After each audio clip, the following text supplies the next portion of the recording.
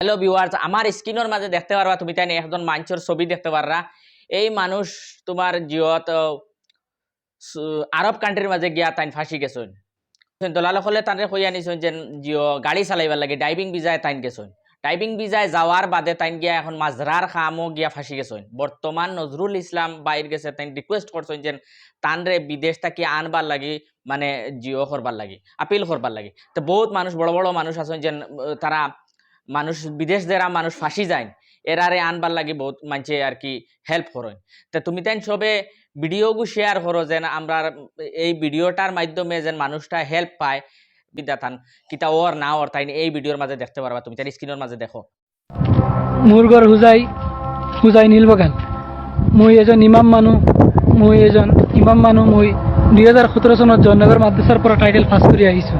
মই দুখীয়াৰ কাৰণে বিদেশত আহিছোঁ আৰু মুম্বাইৰ পৰা চক্ৰজনে মোক পইচা লৈ ড্ৰাইভিঙৰ কাৰণে এতিয়া মোক ড্ৰাইভিং দিয়া নাই।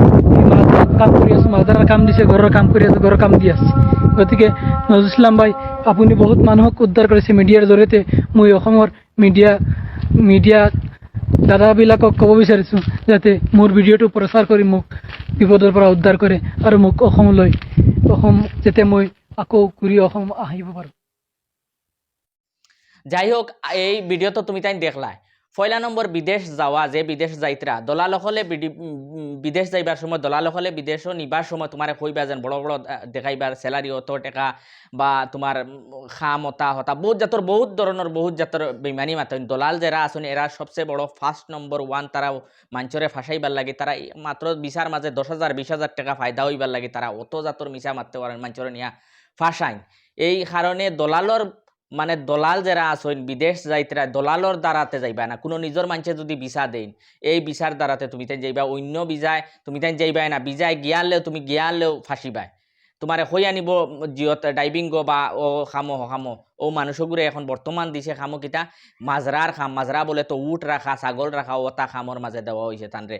আর গরর খাম বহুত কষ্ট মানছে তো হইন গরর খামও যাইবা আরাম। গরর খাম আর মাজরার খাম এটা বহুত জাতর কষ্ট আছে, বুঝছো না?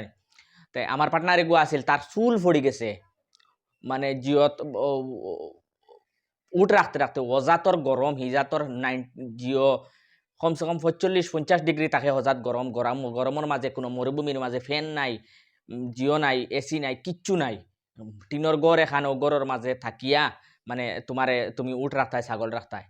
এই প্রসঙ্গর মাঝে থাকা মানে বহুত মুশকিল মানুষের।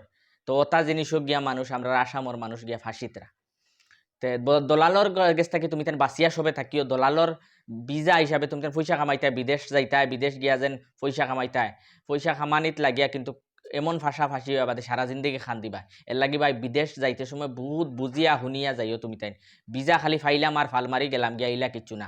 ইনকোয়ারি করিও ভিসা অন্য মানুষ যদি বিদেশ থাকতে ভিসা ওগুর কিতা খাম না খামতে ওটা খাম বালা করি বুঝিয়া বাদে যাইও বিদেশ। যাই হোক তুমি তাই ভিডিওগুলো শেয়ার করিও। আমি যতখান কইবার আমি অতখান কইছি। আর ভিডিওগু শেয়ার করিও মানুষের হেল্প চাইছেন।